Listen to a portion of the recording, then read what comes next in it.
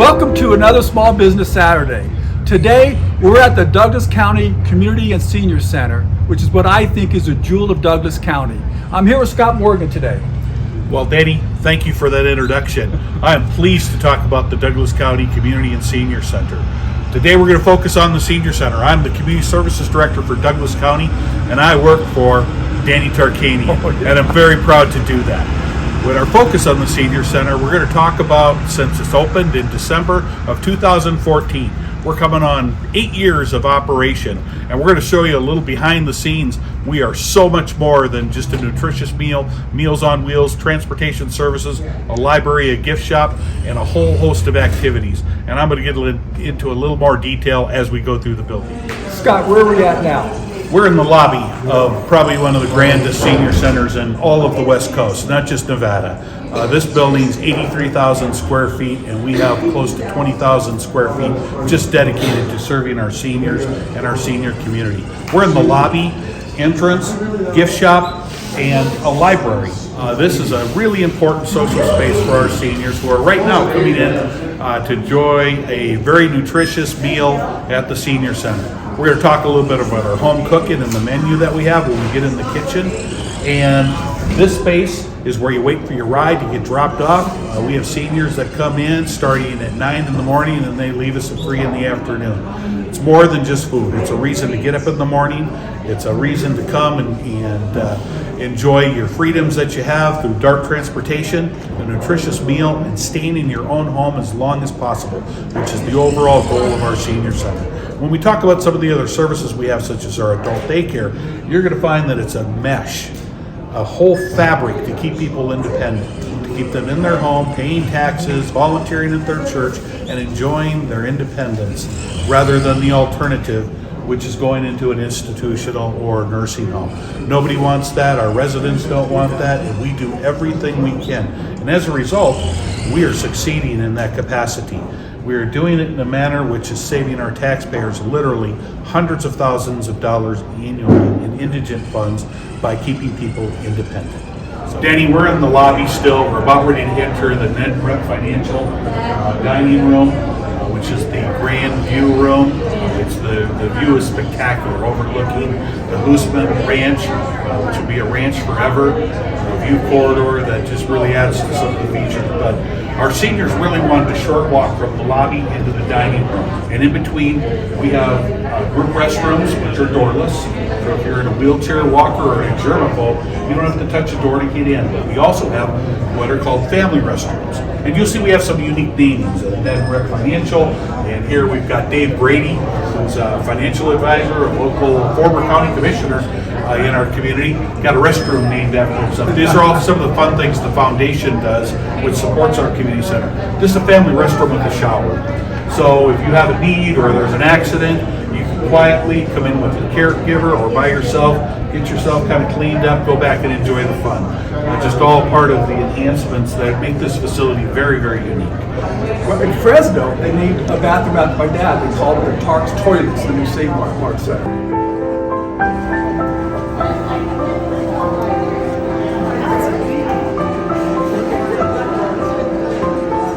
All right, Danny, we're in the dining room at this point in time, a place you're very familiar with and very popular with our senior population. I got sworn in here when I became county commissioner. This is where they did the first meeting ceremony. And our seniors love having our commissioners show up, so they're all happy to see it. If you can look around today, you're going to see a lot of eyes and friendly faces, really appreciating the County Board of Commissioners who keep this building afloat, including Danny. He's a real leader in our community, makes facilities and programs like this happen every single day. Right now, we've probably got around 200 people that are going to get ready to have lunch here today. We're doing a chicken, bacon wrap, dinner, pea salad. We do a home-cooked meal. When you go in the kitchen, you're going to see them setting up to serve. And we're going to show you some of the secrets of Douglas County, some of the things that most people don't realize when they think about Douglas County. And as you scope around the room, you're going to see that because of the size of this room and how it's configured, we are able to accommodate every fundraising event in our community. We partner with our local nonprofits so that they can raise money to do spectacular things in our community. A building like this and a room like this makes all that happen. You know what's so wonderful is how many people that come here and have lunches here. I mean, just look at the number of people that are here. It's really great. And if you hear the ambient noise, you know, the conversation that's going on, we're building a community. Many of these people, before they came here, they didn't know who their neighbors were. They didn't have many friends, and they develop a sense of community where now they look out for one another. They see one another on a weekend. It is way more than the food. The food is part of the reason why they come here, the nutrition, which sustains life.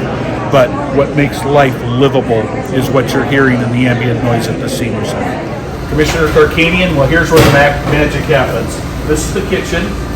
All the kitchen equipment that you see here is paper by private donation, along with all the fixtures and furnishings throughout the building that you're going to see and that you're going to enjoy. This building is very, very flexible, and including the commercial commission we have right now, where we do a home-cooked meal almost every day. Here, you're going to see the kitchen staff starting to prepare the Meals on Wheels program, where we do a frozen meal program for those that are shut-ins or at home and cannot leave their home, and we provide nutrition and Meals on Wheels services to everyone in Douglas County that has such a need. And so the kitchen is very well equipped, very efficient process, but what you're not going to see as I walk you around is the food stores that we keep here at the Douglas County Community Center. Behind me, you're going to see all the product that we need to prepare nutritious meals. But what most people do not understand is how this kitchen is equipped. Not only do we have an emergency generator, but we have on hand at all times 1 month's worth of food to feed our vulnerable populations. So if there is a time of need or a disaster that comes into our community, our senior center is going to be able to feed and fill those folks in their kitchens and their pantries for food to sustain them through an emergency. We also keep a month's worth of Meals on Wheels and frozen meals. Everybody asks at time, how do you know how much food to cook? Whether we're going to have 300 people coming in, and feel free to walk in there, or we have 100 people showing up for lunch.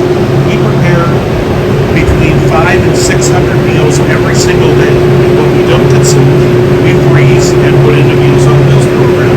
And again, we keep a month's worth of supplies on hand and frozen meals on hand. So if there's ever a time of need or a disaster, we can feed our community and our vulnerable populations. This is something unique to the Douglas County Senior Center. Most communities are not prepared in this capacity.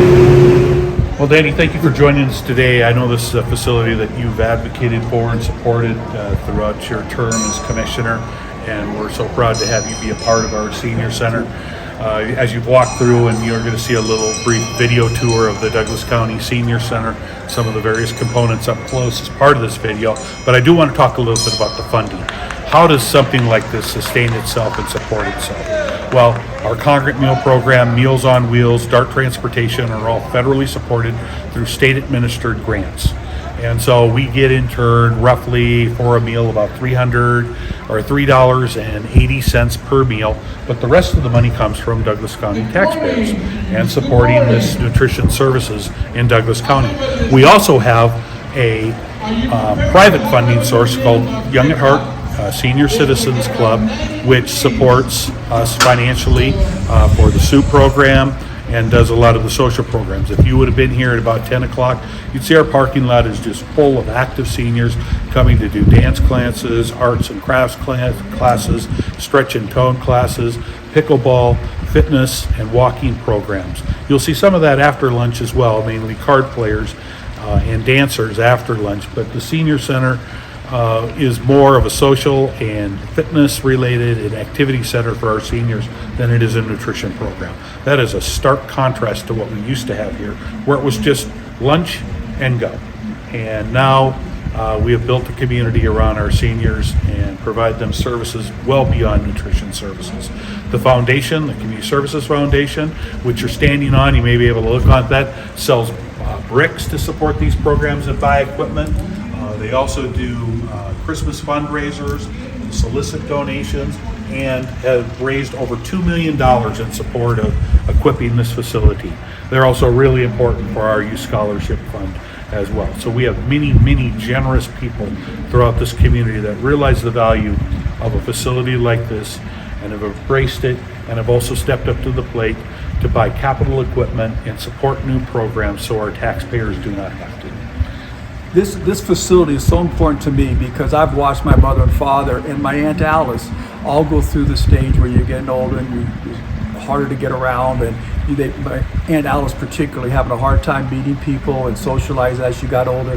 This is so wonderful, and I think of all the things you showed me, the thing that impresses me the most is how all of the seniors in Douglas County can come here and bond and socialize and make new friends here.